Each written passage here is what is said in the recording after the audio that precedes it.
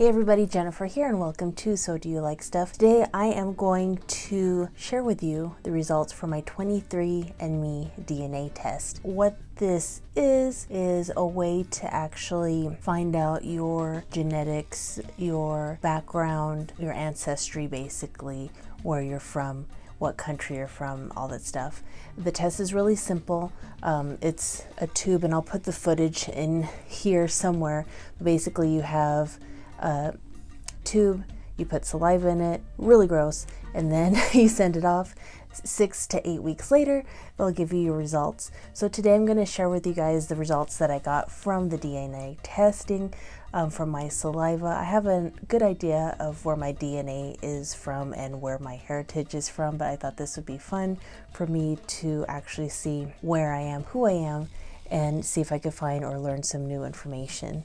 So here we are with the website, and my testing that I got was actually my ancestry, genetic health risks, traits, wellness, DNA relatives, which is really neat, and just some additional research. So let me start with the traits.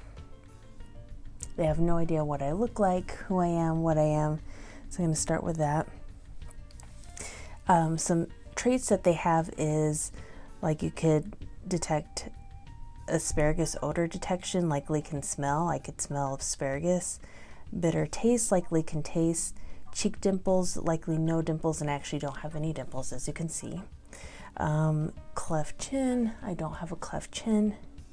Earlobe type, likely detached earlobes, and meh, I'd say, would you qualify that as detached earlobes? Maybe. Earwax type is likely wet earwax, which is accurate. Eye color, likely darker eyes, which I do. Finger length ratio, likely ring finger longer. And as you can see, my ring finger is pretty long, but I don't know what longer means, but okay, long fingers. Freckles, likely little freckling. And I have makeup on, but I am starting to freckle as I get older. So hair curliness is likely straight or wavy. And again, this is my real hair color, obviously. I tend to have like a straight or wavy kind of hair. Light or dark hair, they did likely dark. And as you can see, my roots, that's the truth, it is dark. Newborn hair amount, likely little baby hair. If they're referring to when I was a baby, that would be accurate because I have seen pictures of myself pretty bald-headed as a child. Photic sneeze reflex. And I believe that means if you're looking at a light or the sun, if you're likely to sneeze, which is kind of on that. Likely no red hair, likely lighter skin, likely prefer salty, maybe. Likely big toe longer, and yes, it is a long big toe. So look, it's my big toe so long. Likely little or no unibrow. My eyebrows kind of go up to there. And likely no widow's peak, and I don't have one. Always wanted a widow's peak. So those are some of the traits that you get from that report. Kind of neat, so really cool there. Next, I will go to the genetic health risk, which based off of my genetics, potential health risks involved. Again, it's not a diagnosis, so just kind of gives me an idea. Late onset Alzheimer's disease is slightly increased risk, and I actually do have a few grandparents that have passed away from that. And it goes into like Parkinson's disease, where I have no variants detected. Age-related macular degeneration, which is eyes, and obviously I wear glasses, so that's a possibility. And as you can see here on the screen, there's no other variants in my genetic health risk report. So moving on, I'm going to do the carrier status. And the carrier status report, you learn whether you have specific genetic variants that may not affect your health, but could affect your children's health. I don't have any children, but just going back to this monitor, as you can see, I do not have any of those in there, but it's just good information just in case you are curious. If you're not familiar with your family's health history, this might be a good idea. Again, you always want to check with a doctor on this. Wellness, find out how your DNA may affect your body's response to diet, exercise, and sleep. So saturated fat, weight, likely similar weight, sleep, movement, likely average or less movement, genetic weight, predisposition to weight, about average, lactose intolerant, likely intolerant, which is true, alcohol flush reaction, unlikely to flush, which is true, and muscular or muscle composition, common in elite power athletes, deep sleep, less likely to be a deep sleeper, which is true, and caffeine consumption, likely to consume less. I really don't like coffee. It doesn't agree with my body, so there you go. Let's move on to the ancestry, and I'm going to show you the screen here. Your ancestry comes in a few different sections. One is your ancestry composition, which actually detects the different areas of the world your DNA is from. Your DNA family, which is other participants in the 23andMe, and the paternal household group. There's a Neanderthal ancestry, and I'm going to click on that one. I'm going to show you guys. This one's kind of neat. It actually shows that I have 283 Neanderthal variants, and this is actually more than 59% of the 23andMe customers. So it's kind of neat that I still inherit some of that stuff. Some of the traits that come from Neanderthal are straight hair, less likely to sneeze after eating dark chocolate. I've never heard of that before. Less black hair, and my height, you have one variant. So just kind of interesting with that. All right, let's move on to my ancestry. Ooh. So my ancestry composition. So I'm going to show this screen to you guys, but 48% of me is East Asian and Native American. I have 43.2% European, 5.6% Middle Eastern North African, 1.1% South Asian, 0.1% Oceanian, 2% unassigned, which is basically the DNA that they actually don't have in their test study. So let's start with the East Asian and Native American, and that will break it down even further.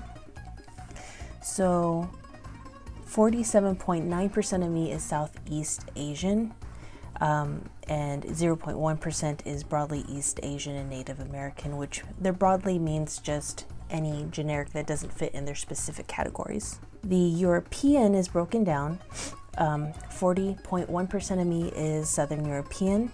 To break it down further, 23.7% of me is Italian, 5.2% is Balkan, 0.3% is Iberian, and 10.8% is broadly Southern European. And actually my dad's side, my grandfather his family is from Italy. So there you go, that's fairly accurate. Also my dad's side, my grandmother is from Greece. So that's where I got a lot of the Balkan, the Iberian, and the other broadly Southern European.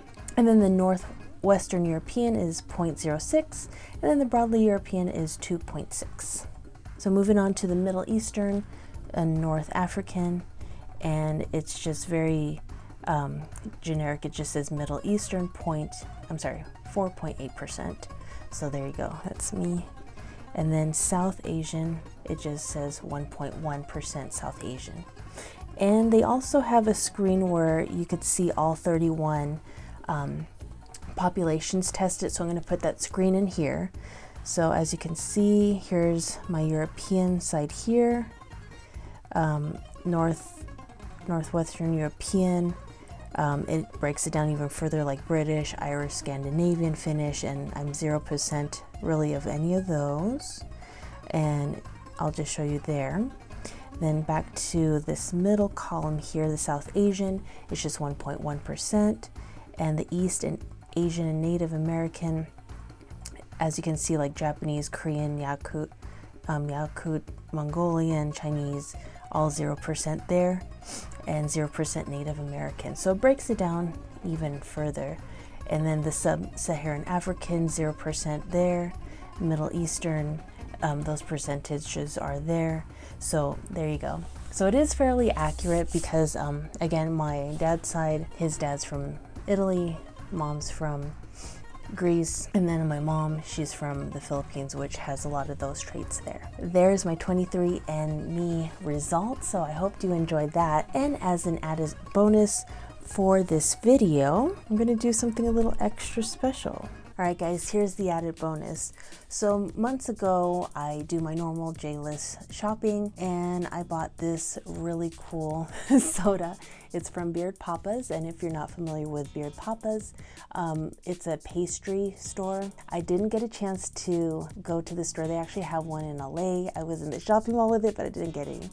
So this is an actual soda that's Beard Papa's flavor, I guess. It's like choux cream, some cream. I'm gonna taste test this because I never found an opportunity really to taste test this in any other way. So here I go. Cute little can. They're like the same shape as the mini 7-Up Coca-Cola mini cans. We're gonna give it a try, shall we? So there you go. Hopefully I don't explode this on my face. Doesn't even sound carbonated at all. It smells sweet. It smells like a pastry actually, so let's see what we get.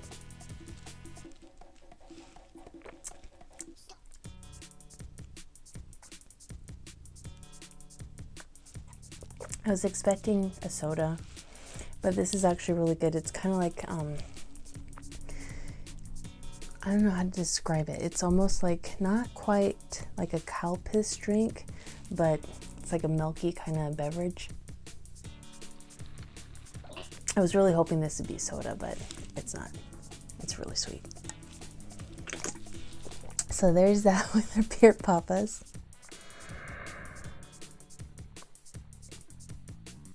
Delicious. All right, guys. So I want to thank you guys for joining me with my adventure in finding out my genetics and tasting the Beard Papa's drink, finding out it's not a soda. So if you enjoyed this video, give it a thumbs up. If you haven't already, make sure you subscribe to So Do You Like Stuff. Also, we have a second channel called So Do You Like Beauty. Subscribe to that as well. Enjoy the fun. So I want to thank you guys. You guys are the best. And until next time, I'm going to make more videos for your viewing pleasure. And I will see you next time. Bye, guys.